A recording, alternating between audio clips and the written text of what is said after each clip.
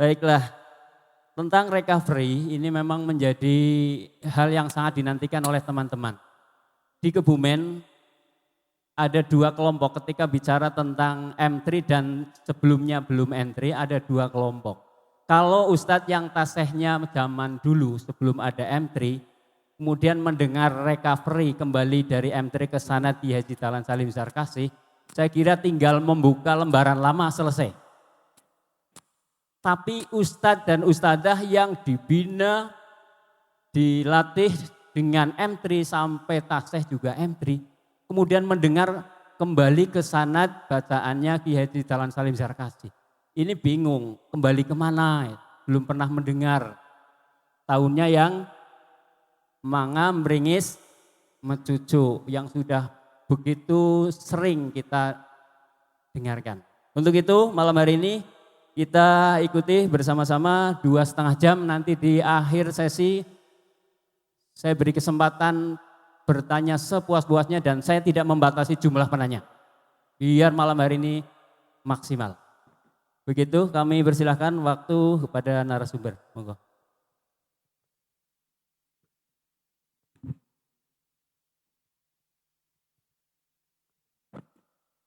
Tes. Bismillahirrahmanirrahim. Assalamualaikum warahmatullahi wabarakatuh. Alhamdulillah wassalatu wassalamu ala Rasulillah wa ala alihi wa sahbihi wa mawalah. Asyhadu an la ilaha illallah wahdahu la syarika lah wa asyhadu anna Muhammadan abduhu wa rasuluh. Rabbi shrah li sadri wa yassir li amri wahlul 'uqdatam min lisani yafqahu qawli, amma ba'd.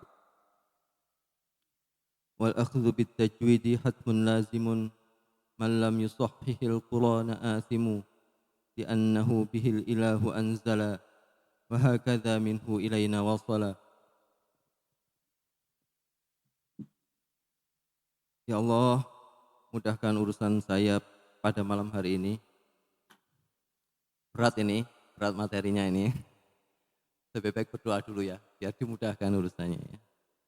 Semoga niatan kami di sini Engkau ridhoi, bukan untuk urusan pribadi, tapi semoga mengantarkan guru-guru kreasi termasuk saya bisa melanjutkan bacaan Al-Quran yang baik bagaimana tuntunan Nabi Muhammad sallallahu alaihi wasallam.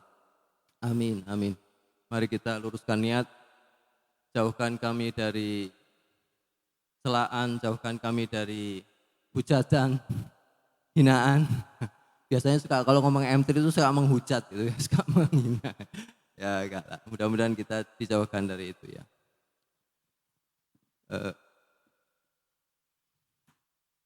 Wal akhdhu bit tajwid hatmun lazimun. Dan mengambil tajwid itu adalah hal yang wajib ya, yang harus. Jadi kalau kita mempelajari ilmu tajwid itu ya harus. Man lam yusahhihil Qur'ana athimu. Siapa yang tidak mensahihkan, tidak membaguskan bacaan Al-Quran itu, maka dia berdosa. Man lam yusahhihil Qur'ana. Sebenarnya Quran, tapi di teksnya tuh bacanya Qur'ana gitu ya. Man lam yusahhihil Qur'ana athimu. Li'annahu bihil ilahu anzala. Karena sesungguhnya dengannya lah, dengan ilmu tajwid itu Al-Quran diturunkan. Al-Quran itu tidak diturunkan dengan teksnya saja, bahasa Arabnya saja, kalimat-kalimatnya saja, tapi termasuk di dalamnya adalah tajwid. Jadi tajwid itu tidak ada di sebagiannya yang tajwid yang kita pelajari itu tidak ada di dalam bahasa Arab. Contohnya apa? Mat wajib itu enggak ada, ngomong sehari-hari panjang.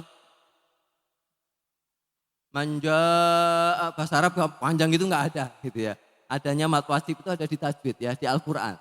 Spesifik di Al-Qur'an ya. Wa hakadha minhu ilaina wasal. Dan demikianlah Al-Quran dan beserta tajwidnya itu sampai pada kita.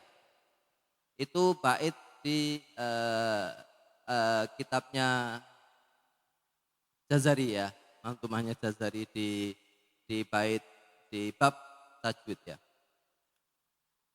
Salah satu yang menjadi referensi kita, rujukan kita kenapa kita harus membaca dengan bacaan tajwid, diantaranya makalah tersebut, diantaranya adalah bait-bait tersebut ya. Baik, saya membuat judul ini sanad dalam qiraati. Saya sambil berdiri, saya sambil jalan-jalan, sambil nunjuk-nunjuknya yang belakang-belakang enak. Kalau di sini nunjuknya susah. Nah, kalau sambil jalan biasanya nunjuknya enak ya. Siap-siap ditunjuk ya. Disampaikan dalam materi Silacap Kebumen 11 Mei 2025, materinya recovery bacaan qiraati dari M3 ke sanad Kiai Haji Dahlan Salim Zarkashi. Saya mencoba mendalami apa maksud dari topik ini gitu ya. Itu ada recovery, tadi sudah disampaikan recovery itu berarti memperbaiki, maksudnya begitu ya. Ya sama, kira-kira 2,5 jam nggak mungkin memperbaiki sekarang 2,5 jam. Jadi ini memang butuh proses, butuh belajar, butuh berlatih bersama. Saya itu pernah ngaji. Waktu itu zaman COVID, saya ngajinya online. Ngajinya online. Lewat Zoom. Di antara yang saya pelajari isti'ala. Isti'ala, bagaimana saya menghilangkan mencucu ketika isti'la.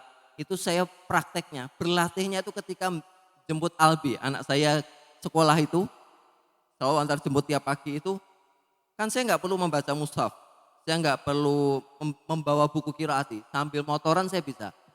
Saya ucapkan ro, itu dalam sampai motor ya. Artinya saya serius berlatih di situ gitu ya. Tidak memerlukan mushaf sehingga saya motoran bisa berlatih. Supaya mencucu saya hilang gitu. Ya karena memang saya berlatih itu ya. Ini soal ragam nanti kita bahas ya, jangan diprotes dulu ya. Kenapa istiqlal nggak mencucu gitu ya? Nah nanti ada tuh sanad Pak Dahlan bagaimana gitu ya. Sanad Pak Dahlan bagaimana? Apakah yang mencucu atau yang enggak gitu kan ya? Nah, artinya butuh berlatih, butuh serius. Dan alhamdulillah insya Allah saya sudah mulai terlatih. Tidak, tentu saya bisa membaca dengan istilah mencucu ya bisa saya. Tapi ada ragam bacaan yang saya pelajari baru dan saya berlatih. Dan itu lama. Maka M3 ketika mau recovery ya sabar. Butuh waktu lama. Butuh waktu berlatih. Oke, baik. Lanjut. Di situ ada M3, ada sanad. Sanad itu apa? Jadi ada tiga hal, 3 kata kunci. Recovery, M3, sama sanad ya. Kita akan bahas 3 itu. Recovery itu akan bagaimana nanti, M3 itu apa sebetulnya, sanad itu sanad yang mana? Nah, gitu ya. Oh ya, saya cerita dulu ini kemarin nih. Saya niatnya itu kemarin nggak ikut ke Bandung, tapi karena ada beliau, ada yang kenal foto di bawah itu, yang sebelah kiri maksudnya bukan yang sebelah kanan. Ada yang kenal? Yang sebelah kiri nih, yang pakai peci coklat. Ada yang kenal? Siapa itu? Hah? Oh saya ya. Yang sebelah kanannya tentu. Sebelah kanannya siapa? Gak kelihatan ya? Kiai Ahsin Sakho. Karena beliau hadir, kayaknya saya harus ikut meramaikan. Jadi kemarin saya datang ke Bandung bersama rombongan dari Semarang menghadiri MMQ wilayah 3, Jawa Barat dan DKI. Pembicaranya adalah beliau. Dalam Silanas ke berapa di Cirebon, kita sudah pernah ketemu beliau dan kita tahu bahwa ternyata beliau kerabat, masih saudara. Kemarin semakin jelas, ternyata beliau itu sangat dekat kerabatnya. Ini seperti saudara yang hilang ini. Beliau itu sepupuan dengan ibu kami. Tapi apa? Minduan, mungkin minduan namanya. 2 pupu. 2 pupu. Aneh ya kalau 2 pupu ya. Kalau sepupu itu kan tunggal mbah. Tunggal mbah ya. Kalau ini tunggal buyut gitulah. Ya. Tinggal buyut ya. Buyutnya 1. 2 pupu kan? Kalau sepupu kan tunggal mbah. Ya. Nangkap ya maksudnya ya. Ya nggak sepupu amat tapi masih dekat, terlacak begitu. Kiai Hasim Saqo itu bin Muhammad bin Syarafuddin. Kiai Hasim Saqo bin Muhammad bin Syarafuddin. Kalau ibu saya Fatimah bin tapi ibunya lagi bin Nurmin binti ya kalau ibu ya. Jadi dari ibu ketemu ibu lagi, bukan ketemu Muhammad Alwinya bukan, tapi ketemu ibunya lagi. Nah, bin Ahzab, Ahzab itu kakak beradik dengan Syarafuddin tadi. Ya. Jadi Nurmin nenek saya itu sepupuan lah, itu sepupuan dengan Muhammad. Ceritanya dulu orang hilang itu, jadi pedagang terus tiba-tiba ngilang gitu kemana, terus balik-balik bilang bahwa saya punya keturunan di Cirebon. Akhirnya anak turunnya berada di Cirebon gitu ya. Terus ketemu juga ternyata adik beliau itu, Bunyai Azah itu istrinya Kiai Kafa Bihi Maharus Lirboyo. Nah, terus beliau memesankan kepada kami untuk datangilah silaturahmi ke beliau ya, ke Bunyai Azah. Insyaallah nanti suatu saat kita akan bersilaturahmi ke Lirboyo. Apa pesan beliau waktu ketemu? Sekitar hampir 1 jam kita ngobrol ya. Saya manggilnya jadinya harusnya Ami itu paman ya ke beliau ya. Beliau memesankan tentang sanad. Qiraati harus mulai mengokohkan sanadnya. Kayaknya comply, lurus dengan pembahasan kita saat ini. Jadi saya rekam semua kemarin, gak mungkin saya tunjukkan semua. Tapi intinya adalah qiraati harus mengokohkan sanadnya. Jangan sampai ada yang mempertanyakan qiraati sanadnya gak jelas. Qiraati sanadnya terputus misalnya begitu. Ya memang lagi populer ya, lagi populer. Mudah-mudahan comply, lurus dengan pembahasan kita pada malam hari ini. Baik, dari rangkaian tadi kita akan membahas 4 hal di sini. Pertama tentang sanad. Apa sih sanad itu sebetulnya apa? Sanad itu apa? Sanad itu apa sanad? Ya nanti kita bahas ya. Yang kedua sanad dalam qiraati. Sanad dalam qiraati, sanad bacaan, sanad metodologi nanti kita bahas. Apa bedanya sanad bacaan dan metodologi ya. Kemudian yang ketiga bacaan, ada sanad bacaan sebelah kiri, nyambung bacaannya Pak Dahlan bagaimana? Gurunya Pak Dahlan itu siapa? Murid-muridnya Pak Dahlan apa? Siapa? Terus apakah jenengan itu muridnya Pak Dahlan? Mudah-mudahan kita diakui sebagai muridnya Pak Dahlan, sering kita terima gitu kan? Ya boleh-boleh saja. Tapi sebetulnya secara keilmuan itu patut dipertanyakan. Nanti kita bahas ya. Lurus atau enggak nanti ya. Nah, kaitannya dengan nomor 3 tuh, guru, murid, penerima syahadah. Jenengan penerima syahadah. Apakah penerima syahadah itu muridnya Pak Dahlan? Nah nanti kita coba telisik ya seperti apa. Terus yang keempat M3 ya. Apa definisi M3? Apa kaidah-kaidahnya gitu kan. Bagaimana dengan compliance? Saya sering menggunakan kata comply ya. Comply itu kelurusan, kesesuaian. Nah, kesesuaian dengan kaidah tajwid. Kaidah M3 apakah sesuai dengan kaidah tajwid? Nah, terus nanti kita mulai dalami detail-detailnya apa-apa dari kaidah M3 yang mungkin perlu kita hilangkan. Kita mulai belajar kaidah yang baik atau mana kaidah-kaidah yang sudah bagus. Di M3 itu ada, di M3 itu ada yang bagus loh, maka tidak semuanya harus kita buang. Ada yang bagus dan mana yang perlu kita pertahankan. Kira-kira itu ya, kira-kira itu.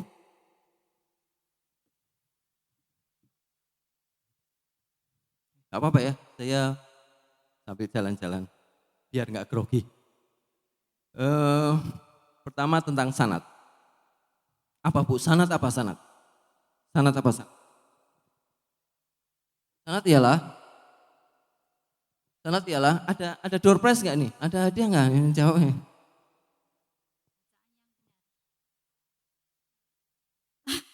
Sanad ialah bacaan yang benar.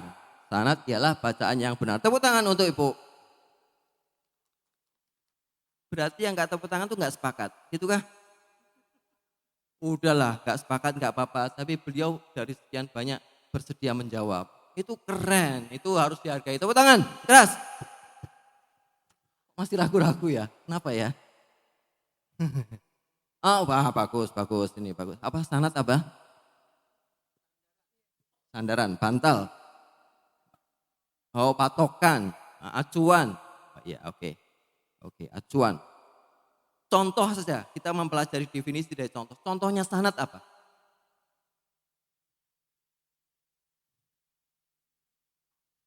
Hmm? Contohnya sanad apa? Contoh, gak usah definisi. Contohnya sanad itu apa?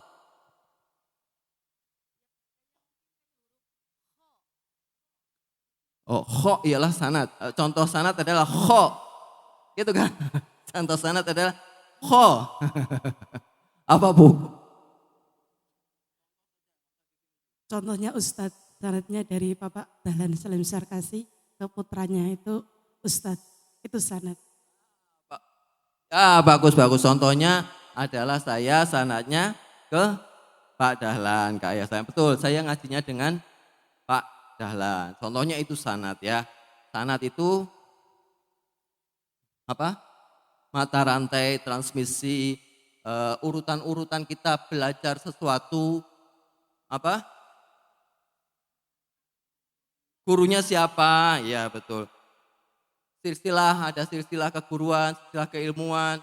Kalau dalam ilmu hadis ada sanad juga enggak? Ada, sanadnya apa itu? Salah satu salah satu kriteria sanad itu apa? Sanad apa dan sanad apa? Ah, bagus dari tinjauan dari sisi itu kriteria keseluruhan kalau nggak salah ya. Ya nggak usah kita bahas lah, saya juga nggak tahu. Di antaranya mutawatir dan ahad. Hadis ahad sama hadis mutawatir. Nah gitu ya kira-kira ya. Nangkap ya, sanad definisinya kira-kira itulah ya. Sanad definisinya itu.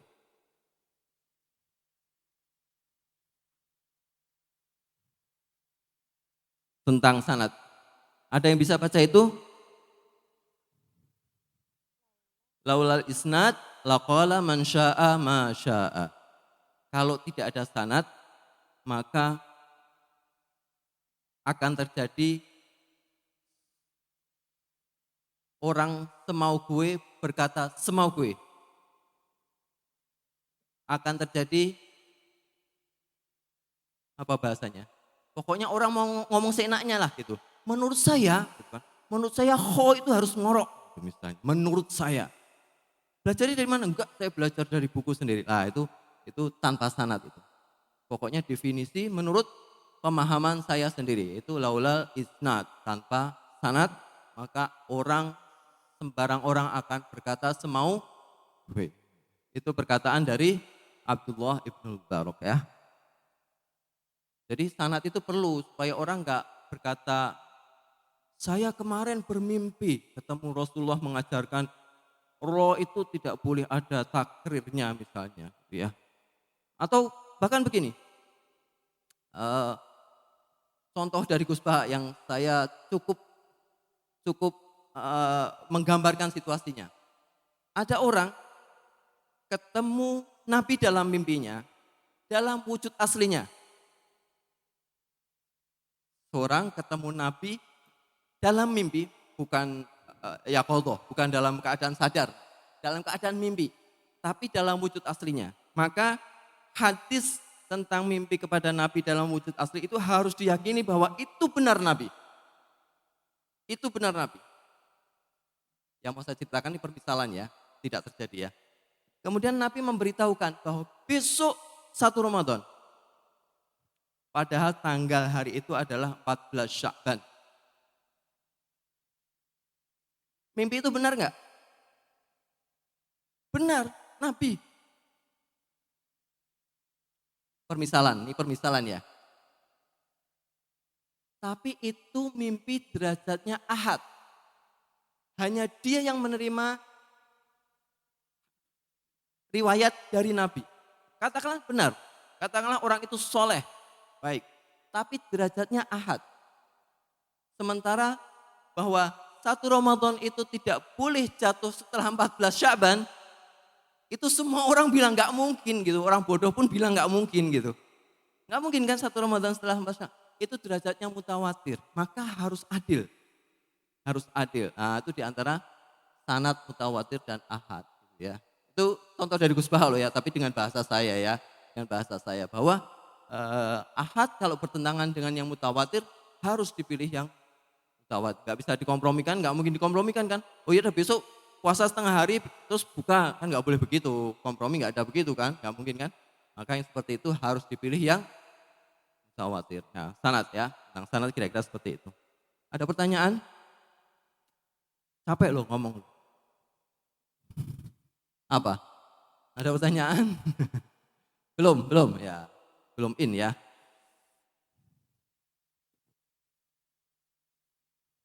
Nah, ini salah satu sanad yang kaitannya dengan Quran.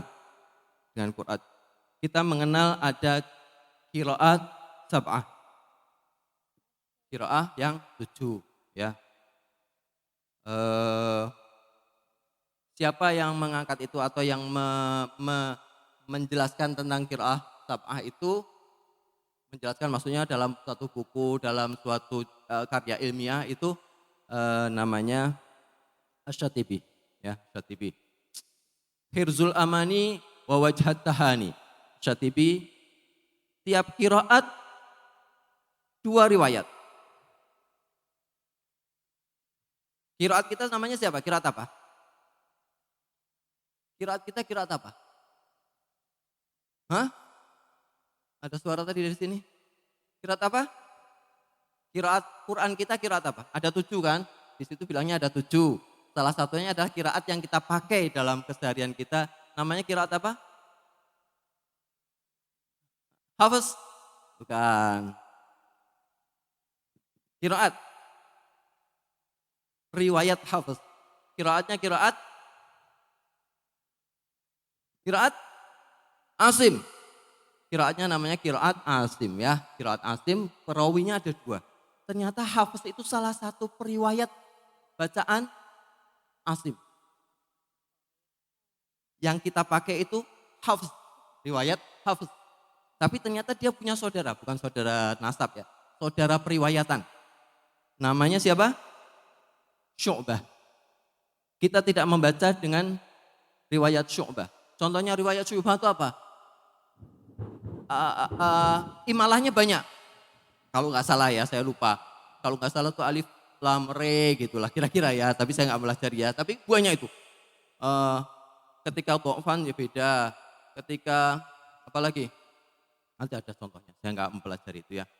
Terus ada qiraat asyarah syuro. Ternyata Imam Jazari menambahkan 3 lagi qiraat yang mutawatir. Nah, jadi yang masyhur. Ada 7 pertama, kemudian Imam Jazari menambahkan 3 lagi ya. Terus ada definisi asyarah kubro itu apabila setiap qiraat ada 2 riwayat, setiap riwayat ada 2 torik.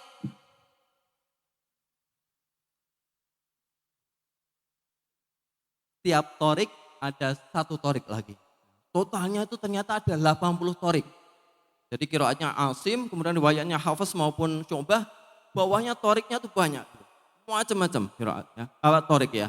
Torik ya. Nah itu diantara jalur-jalur sanad yang terkait sama kita ya. Tentu ada qiraatnya Imam Nafi, kemudian ada qiraat-qiraat yang lain ya.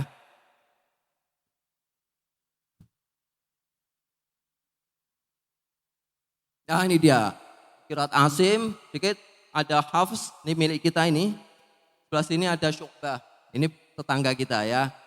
Ternyata dia punya Ubaid bin As-Sabbah sama Amrun bin As-Sabbah toriknya. Kemudian di bawahnya ada Hashimi sama Abu Thohir. Alfil sama Zar'an. Itu periwayat-periwayat ya, periwayat-periwayat dari qiraatnya Imam Asim ya. Imam Asim di sini gurunya 2, ya masyhur. Yang jatuh ke Syu'bah itu dari siapa ini saya nggak tahu. nggak terlihat. Yang jatuh dari hafaz ini dari sini. Ya. Begitulah. Jadi sanad itu ya harus jelas. Saya ngajinya dengan siapa?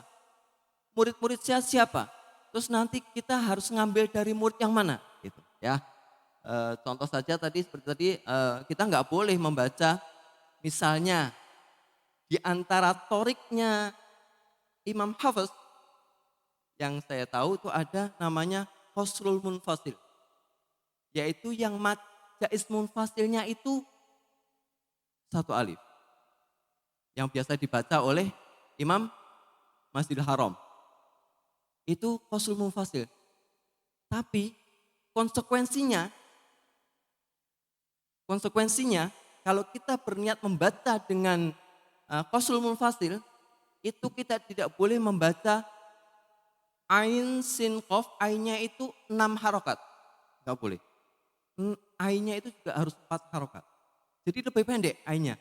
Kaf, ha, ya, ain, sod. Ya. Ainnya lebih pendek daripada kaf maupun yang sodnya. Itu kalau kita mau ngikuti Qasrul Munfasil. Ya. Jalurnya harus ikut tuh. Bahwa saya mengambil torik dari Qasrul Munfasil. Imam Masjidil Haram, kita tidak. Di qiraati tidak pakai Qasrul Munfasil. Mas jaiznya berapa qiraati? Salah ya. Berapa? 2,5 alif. Bagus ya. Ya, baik. Itu ya, jadi kalau jangan ikut-ikutan yang mad jaiz yang 1 alif yang dibaca oleh Imam Masjidil Haram. Karena itu torik yang berbeda. Konsekuensinya banyak. Konsekuensinya apa? Contoh nih, banyak. Saya punya tabelnya nih. Nah ini dia. Ini kita nih. Ini torik yang kita pakai. Ini Qasrul Munfasil. Mat al-munfasil tawasud. Tawasud itu dia 2,5 ya. 2,5 alif kan. Kalau ini qasr. Nah gitu kan. Ain, Maryam, Asyura, tawasud. Atau isba. 5 atau 6. Ini tawat. Pendek. Dia lebih pendek. Nah. Terus apa lagi? Ini yabsutu. Kalau di kita apa yabsutu? Dibaca?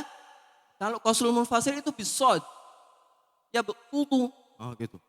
Nah, itu konsekuensi kalau kita ngikuti Imam Masjidil Haram ya. Jangan sembarangan ikut-ikut bacaan sebelum jelas kita ngambil dari siapa. Udah qiraati diajari berapa? Yabsutu itu apa? Baca sin, ikuti itu. Mad jaiznya berapa? Udah diikuti itu. Jangan, mau ikut-ikut Masjidil Haram. Itu beda. Qasrul Munfasil ya. Jangan sembarangan ikut-ikut. Bukan salah. Mereka juga ada riwayatnya ya. Apalagi? Nah nih. Dha'fin. Kalau kita apa? Dha'fin apa? Fathah atau dhamma. Ini fathah saja enggak boleh baca dha'fin di Qasrul Munfasil enggak boleh. Musaitirun bisin wasad. Boleh sin, boleh sad. Ini harus sin. Enggak boleh. Amhumul musaitirun enggak boleh. Demikian seterusnya ya. Jadi sanad harus jelas. Nah, terus sanad dalam qiraati apa? Nah gini ya. Ini pernah saya sampaikan di Silasab yang lalu bahwa kita mengenal 3 sanad. Tadi ya sanad itu apa sih? Apa sih kata guru kita gitu loh. Guru kita tuh ngomong apa? Jangan diubah-ubah. Jangan ngarang-ngarang. Jangan ngarang-ngarang. Ini sedikit soal konten saya di mana? TikTok. Ada yang ikuti saya. Saya serem ya kalau di TikTok serem ya kayaknya ya. Enggak lah. Ya biasa lah kalau di situ suka marah-marah. Kalau di sini enggak lah ya.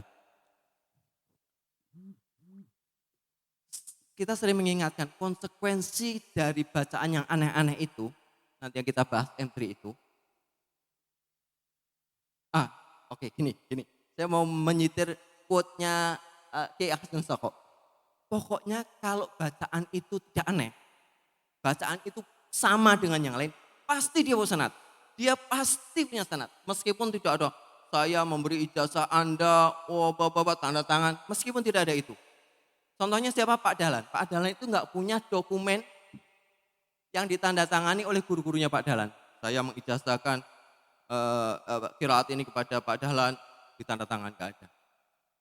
Dan salah satu gurunya Pak Dahlan adalah guru kampung, guru ngaji kampung. Ngajinya sorogan gitu, bukan pondokan. Namanya To'usub. Faktanya bacaan Pak Dahlan itu sama dengan yang lain. Maka menurut Kiai Ahmad Tok, pasti ada sanadnya. Pasti ada sanadnya. Meskipun ngambil dari beberapa guru ya, misalnya ngaji sama seseorang, saya baru sampai jilid 3, terus pindah melanjutin jilid 4. Kan gurunya beda, tapi ujung-ujungnya sama. Sanadnya ya nyambung semua gitu. Gitu ya. Nah, konsekuensi dari bacaan aneh itu artinya apa? Harusnya bacaannya Pak Dahlan ikut aneh. Faktanya tidak loh, bacaannya Pak Dahlan sudah beredar rekamannya, bacaannya Pak Dahlan nggak aneh kan? Ada yang pernah mendengar bacaannya Pak Dahlan ketika beliau menjelaskan mengenai apa ya? Aduh, lupa saya rekamannya itu. Banyak cuma yang saya publikasikan itu mengenai salah sila, ada mengenai apa ya? Yang cukup panjang lupa saya. Tapi lanya di situ banyak. Huruf lamnya banyak dan kita bisa pahami, nggak mungkin Pak Dahlan membaca dengan baca la, nggak ada. Itu nanti kita bahas. Itu artinya apa?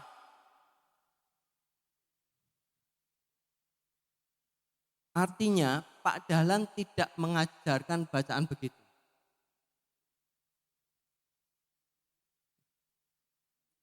Bisa jadi mereka bilang gini, oh itu kan bacaannya Pak Dahlan kepada, kalau kita bisa ngomong murid-muridnya Pak Dahlan, kepada 12 muridnya Pak Dahlan. Sementara kepada satu orang muridnya Pak Dahlan itu membacanya yang la tadi.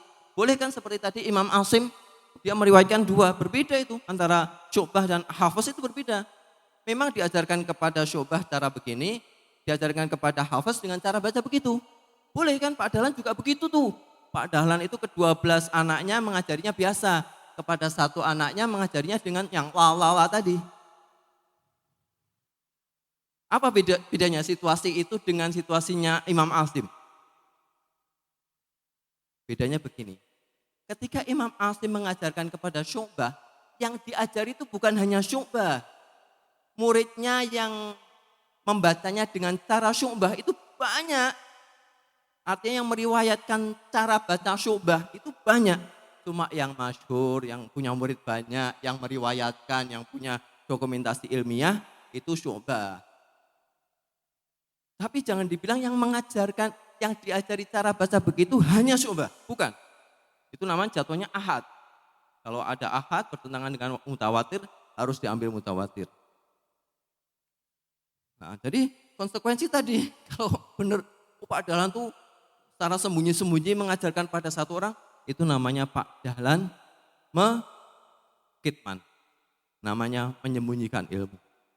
Harusnya diajarkan pada banyak orang, adapun yang pandai menjelaskan satu orang, yang punya kesempatan punya murid banyak satu orang, itu hal yang lain. Tapi harus ada persaksian bahwa Pak Dahlan pernah mengajarkan cara baca la gitu, tidak hanya pada satu orang. Bedanya itu ya, bedanya itu. Kalau buat satu lewat mimpi lagi, oh ya nggak bisa. Nggak ada kaidah ilmiah lewat mimpi, nggak bisa. Udah satu lewat mimpi lagi gitu, nggak bisa ya, berat ya. Nangkap ya? Atau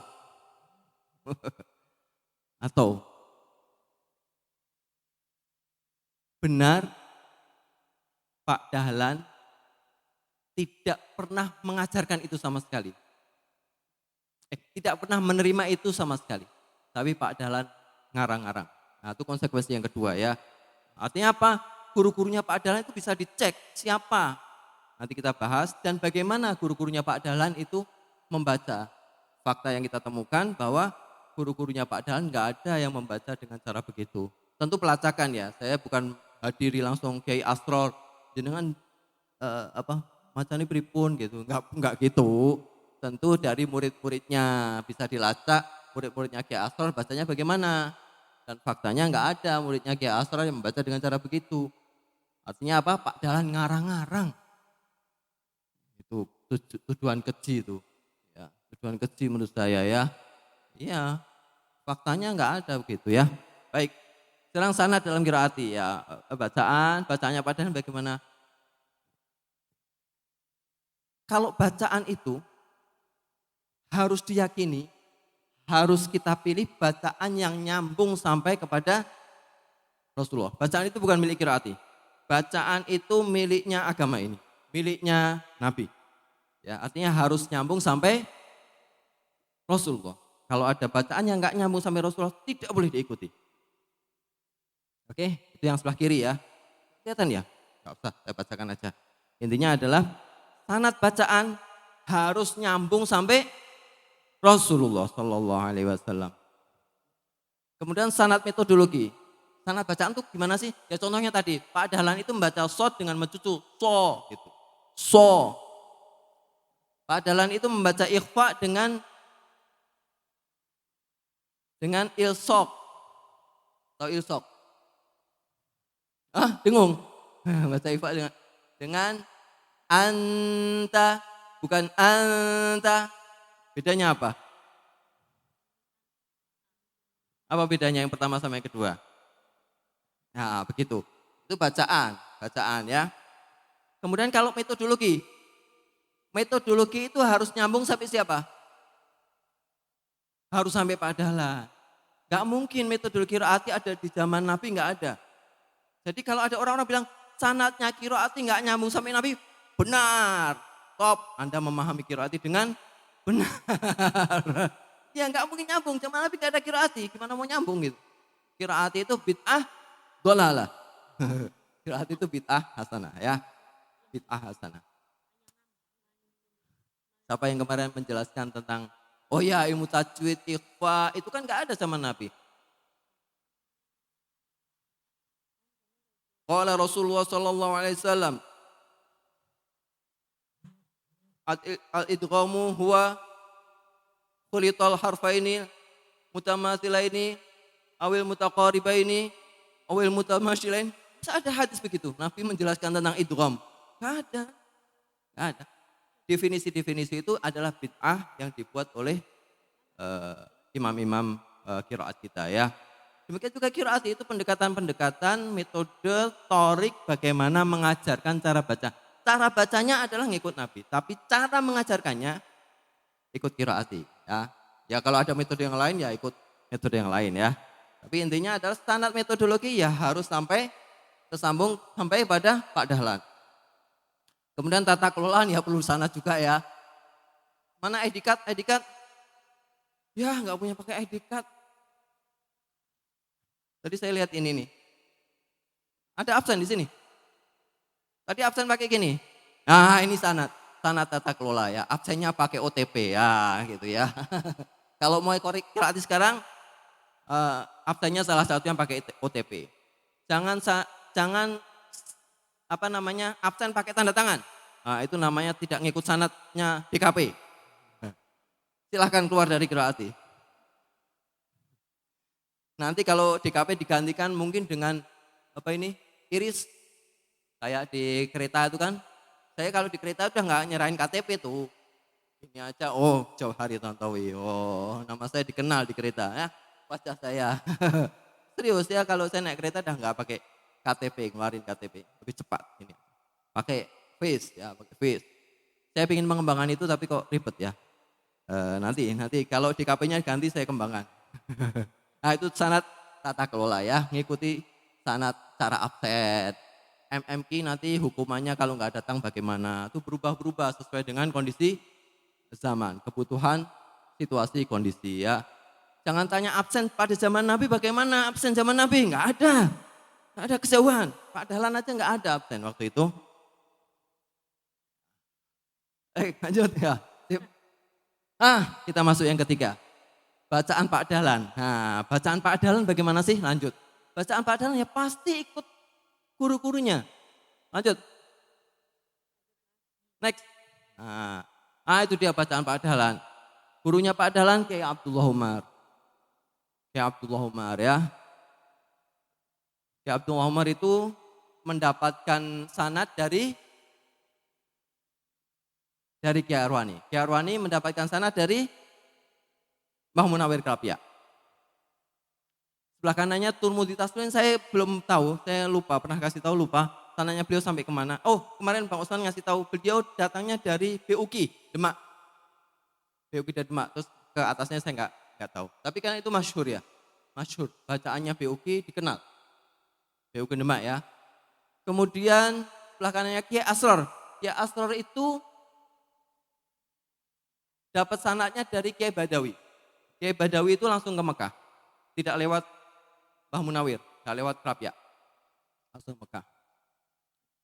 Sebelah kanan lagi Datuk Usop yang tadi saya bilang guru kampung. Jadi kita kehilangan jejak siapa saudara-saudaranya, siapa keturunannya, orangnya kayak gimana. Tapi yang masyhur ceritanya beliau tunanetra, hafal Quran. Hafal Quran. Tetangga kampung. Ya. Jadi bacaannya Pak Dahlan yang kayak gitu tuh ya ada gurunya ya. Dan kita bisa cek murid-muridnya Kiai Asror, murid-muridnya Kiai Turmudi, murid-muridnya Kiai Abdullah Umar, saat ini ada pondoknya. Kita bisa cek bacaannya. Ya seperti itulah bacaannya Pak Dahlan. Cocok dengan rekaman suaranya Pak Dahlan ketika menjelaskan tentang metodologi. Saya lupa ayatnya ya. Terus muridnya Pak Dahlan siapa? Nah ini dia. Muridnya Pak Dahlan ada, yang murid-muridnya Pak Dahlan banyak. Di salah satu foto yang beredar itu kan saya lagi imtihan tuh. Yang kemarin saya share juga di TikTok tuh kan. Tukang kompor sedang imtihan tuh kan. Ya saya ditukar, tuduh. Mereka kok nggak bisa memahami apa ya? Ya memang kalau terdesak gitu. Ya biasalah. Di situ terlihat bahwa saya ngaji nggak hanya sendirian. Saya dengan Fauzi, dengan Yusron, dengan Hasan, dengan Muhammad Yunus. Itu rombongan saya yang tadi ceritakan rombongan-rombongan, satu rombongan khataman bareng 5 orang saya, cowok semua. Nah, artinya tuh mereka muridnya Pak Dahlan. Ya. Kak Isah tadi nyebutkan nggak zamannya Kak Lili tadi itu ada Marni sama siapa lagi, itu muridnya Pak Dahlan. Jono, Jono tadi disebutkan Jono itu muridnya Pak Dahlan. Ya artinya selain muridnya Pak Dahlan yang betul-betul murid, ada anak-anaknya Pak Dahlan. Semuanya ngajiin sama Pak Dahlan. Bagaimana tadi? Tinggal jilidnya sama siapa? Jilidnya saya sama Kak Isa. Saya ingat betul. Sore bawa buku kan. Wah sok-sokan kan anaknya Kiai kan. Sok-sokan itu kan. Petatang petenteng kan. Saya jadi ingat dosa-dosa saya sama. Pokoknya nakal-nakal. Kalau saya kesorean. Pengen cepat main. Itu duduknya saya atur. Ayo rapat. Biar saya dapat tempat duduk. Gitu kan. Oh, saya pepet-pepetin. Jagoan gitu kan, segernya kan. Anaknya Pak Dahlan jadi menang-menangan. Ya Allah, dosa saya ya. Anak-anak tapi masih anak-anak ya wajar ya. Itu waktu ngaji sama Kak Isah itu buka gitu kan. Langsung saya baca, ja, sebelum diajari. Saya langsung baca, ja gitu kan. Ternyata itu ho, belum diajari saya mengira sama dengan ja. Langsung malu saya nggak jadi ngaji masuk lagi saya. Sok-sokan saya. Oh, buka. Saya kira ja kemarin kan dia diajarin ja, langsung baca ja gitu kan. Ternyata ho itu. Sok-sokan ya lanjut. Ya murid-murid ya. Kalau mau ngaji sanadnya Pak Dahlan ya dari tadi tuh. Dari kami lah gitu ya. Bisa diambil. Sebetulnya kalau tadi Kak Lili ada di sini bisa tanya. Dulu Pak Dahlan ngajari bagaimana. Apakah Anda muridnya Pak Dahlan? Nah, nyambung ke sini. Siapa yang pernah belajar ngaji sama Pak Dahlan? Belajar ngaji. Belajar ngaji kita sempitkan definisinya. Yang pernah disimak bacaannya mulai dari Fatihah sampai An-Nas. Artinya pernah khataman sama Pak Dahlan. Kalau AA Baba pun saya nggak ngaji sama Pak Dahlan kan, tadi ngajinya sama Kak Isah tadi kan. Tapi di Al-Quran saya disimak ya. Ada yang pernah ngaji dari Fatihah sampai An-Nas sama Pak Dahlan? Kalau definisinya itu, oh coba ada, barangkali ada. Artinya Bapak Ibu mengambil sanad lewat Pak Dahlan. Tapi kalau di syahadah, namanya syahadah itu apa? Dikiraati ya khususnya ya. Kalau syahadah yang tadi di sana, Allah alam ada beberapa definisi, ada beberapa kategori, kriteria lah ya. Padahal saya menyaksikan Anda bisa membaca dengan baik. Apakah satu Al-Quran? Enggak kan, yang dites cuma satu lembar. Sama Pak Dahlan. Tadi saya di-share syahadahnya Pak Nasiuddin, tanda tangannya Pak Dahlan. Nanti kalau ada di sini beliau bisa cerita. Apakah disuruh baca satu Al-Quran? Pasti tidak. Ada yang cerita beliau, Pak Murtaki juga. Ya, disuruh baca apa? Wa idza batashtum ya, selalu itu aja. Selalu itu satu lembaran wa idza batashtum jabbarin. Kayaknya kalau bisa satu baca lembar ini kayaknya yang lain bisa deh. Kayaknya. Yaitu syahadah. Artinya kalau mau bilang sanadnya dari Pak Dahlan kayaknya kurang tepat. Ya. Tapi Pak Dahlan mengizinkan Anda untuk menggunakan qiraati. Contoh real Kebumen. Saya kemarin juga ceritakan hal ini dengan Kiai Ahmad Sakho. Saya ingin menjelaskan bahwa sanad bacaan dan metodologi itu dua hal yang berbeda. Pak Dahlan itu pernah, masyhur ceritanya, nanti beliau boleh, Pak Murtaki sama Pak Nasiuddin boleh mengkonfirmasi. Ketika mentasih Kebumen, ya, bacanya saya nggak pandai menirukan, tapi kira-kira gini, begitu kan. Itu bukan bacanya Pak Dahlan. Mohon maaf, itu bukan bacanya Pak Dahlan. Tapi Pak Dahlan mengizinkan beliau untuk mengajarkan qiraati. Kenapa? Karena Pak Dahlan mengenal bacaan begitu masyhur di beberapa tempat. Jadi Pak Dahlan menghormati guru itu, gurunya beliau, gurunya yang di Tasih itu. Ya udah, ajarkan itu kepada teman-teman di sana. Karena toh masyhur di Kebumen bacaannya begitu gitu. Tidak ada penentangan di masyarakat Kebumen. Sudah selesai gitu. Contoh lain, gak ketemu Pak Dahlan. Buya Abdul Aziz NTB. Itu sanadnya itu ke Mekah. Beliau 24 tahun di Mekah. Masa tiba-tiba sanadnya harus diubah ke Pak Dahlan? Enggak lah. Beliau udah punya sanad, diterima masyarakat NTB, ajarkan bacaan begitu, pakai qiraati.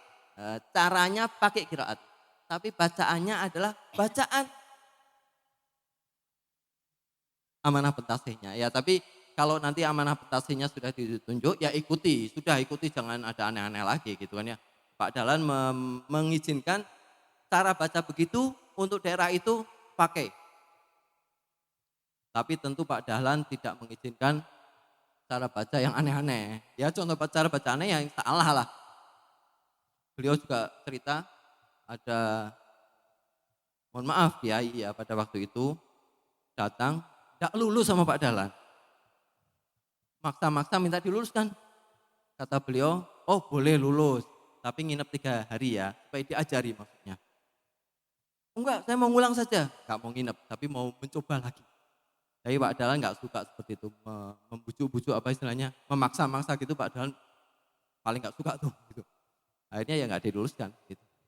Nah, artinya apa yang salah ya tetap enggak diizinkan ya.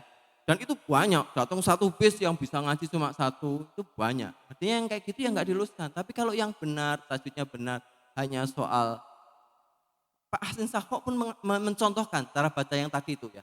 Yang saya mungkin tidak tepat, tapi nada begitu dicontohkan sama Pak Hasin Sakho bahwa memang ada begitu. Itu untuk mentahkikkan gitu kan ya. Dan Pak Dahlan mengenali itu gitu, dan mengizinkan. Nah, paham ya, jadi bedanya sanad bacaan dan sanad metodologi. Metodologinya pasti ikut Pak Dahlan, bacaannya boleh ikut Pak Dahlan kalau memang ngajinya sama Pak Dahlan, atau ke ulama setempat yang sudah memang dapat syahadah. Gitu ya. Nah, sekarang pertanyaannya. Recovery M3 ke sanad Pak Dahlan, ini sanad yang mana? Sanad yang mana? Sanad metodologi atau sanad bacaan?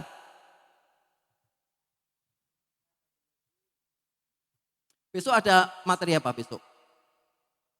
Mutolaah, bagus. Bedanya dengan ini apa kira-kira? Besok akan bagaimana? Besok itu akan menerima ilmu apa? Sekarang akan mendapatkan apa? Ada yang punya bayangan?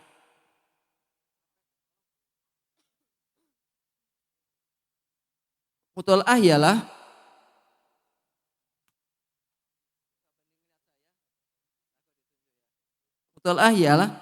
nggak apa-apa, menghibur. Mengulang kembali pelajaran-pelajaran yang telah diajarkan oleh guru-guru kita.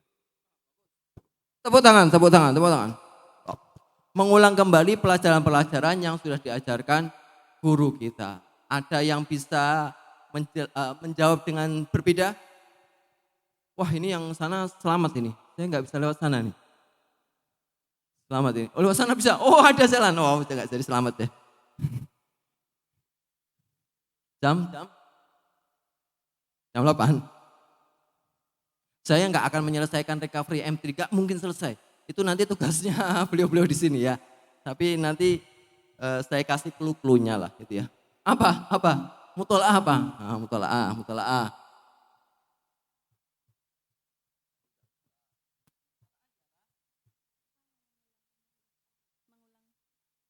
Ulang kembali sama berarti ya? Sama. Kalau sama nanti bilang idem biar aman. Idem gitu. Apa Bu mutola'ah? Idem.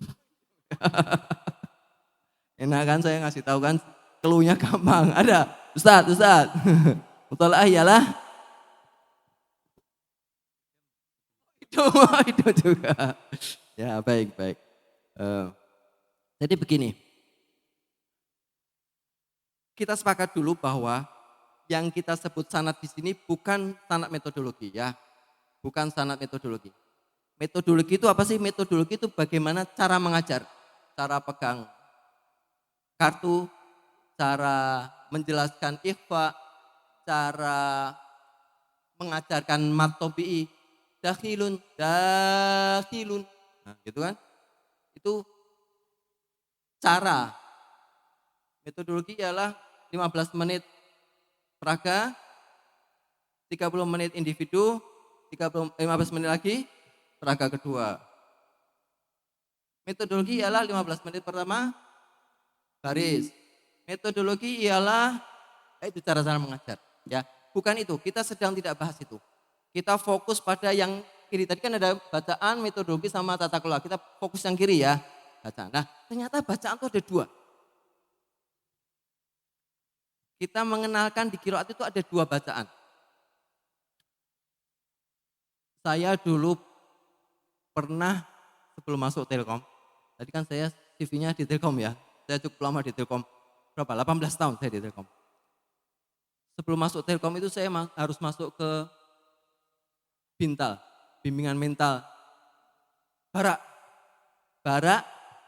tentara, di Pusdikbud Cimahi.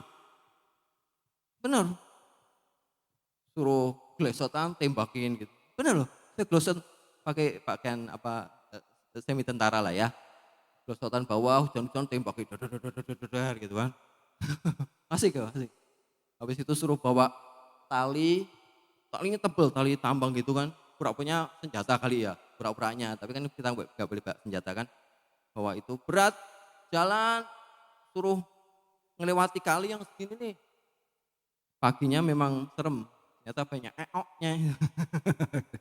Apa? Gitu. Salah satu yang diajari bagaimana cara memanjat tali. Ada tali gini, bagaimana cara memanjatnya. Itu diajari dengan, karena sepatunya agak keset, jadi talinya melewati 2 kaki, terus yang satu diangkat. Sehingga kita bisa berdiri di atas kaki tanpa jatuh, santai saja gini bisa. Kalau lelah itu. Terus nanti ketika naik, ditata lagi, gitu lagi. Apakah cara terbaik itu? Enggak, kalau cara terbaik ya pakai kaki. Tentara-tentara pasti bisa. Cepat pasti. Nyampe atas pasti. Apa bedanya 2 cara itu? Cara itu yang pertama adalah untuk pemula. Untuk pemula, sementara cara yang kedua yang enggak pakai kaki, itu cara untuk yang sudah mahir.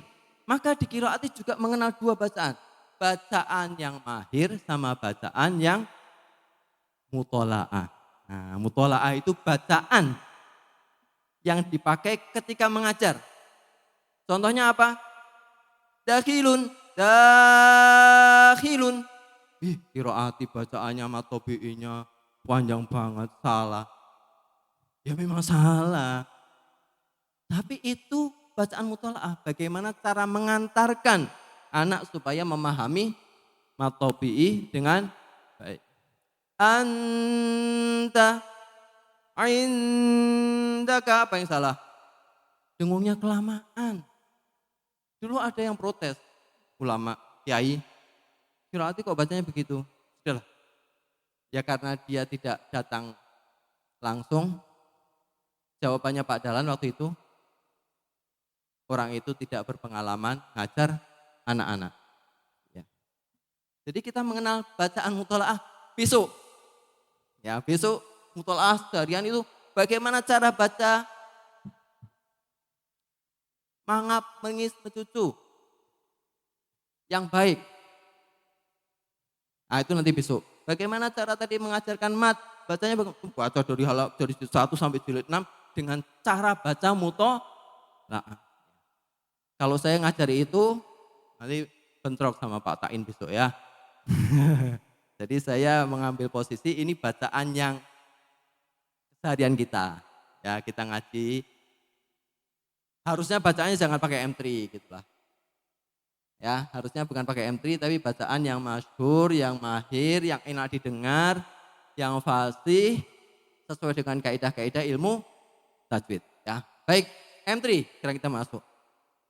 Jadi M3 di sini maksudnya adalah bacaan M3 yang tidak tepat diterapkan untuk bacaan mahir.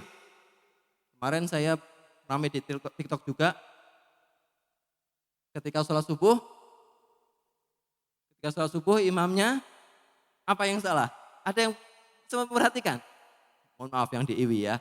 Tapi faktanya salah bahwa itu bacaan M3 yang masih dipertahankan ketika menjadi imam. Jadi mereka bilang bahwa M3 ini kan untuk pemula saja, untuk metodologi saja, enggak. Ketika menjadi imam pun masih. Jadi saya kemarin mengomentari ada kesalahan yang disengaja sama ada kesalahan yang tidak disengaja. Tidak disengaja itu apa ya? Kepleset, kurang berlatih, kurang disimakkan. Dan itu kita mengalami. Saya mengalami, Ustadz mengalami. Wajar, kesalahan kepleset itu wajar. Tapi kalau kesalahan yang disengaja, itu yang tidak akan kita toleransi ya. Kesalahan disengaja contohnya apa? M3. Nah, apa itu M3? Ayo siapa? Siapa nih sasaran tembaknya siapa? M3. M3 ialah, gak berani lihat saya ini, saya lewat sini nih. M3 ialah Mangap meringis muncul. Aku tepuk tangan. M3 ialah mangap meringis mencucu ya. Ada yang bisa menjelaskan lagi M3 ialah?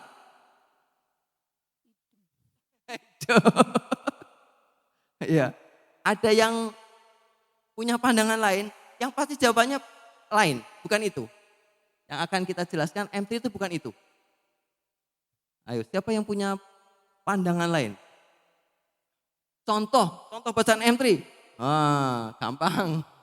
Contoh bacaan M3.